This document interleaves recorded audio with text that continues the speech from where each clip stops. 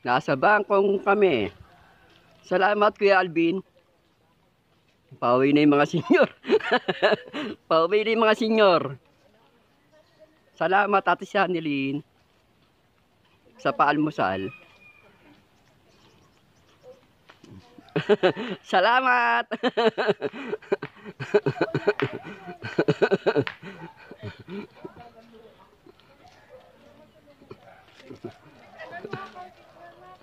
Andito na kami, pauwi na. Ayan, nakuha na nga namin ng t-shirt. Ayan, no, parang walang anak kaya, no?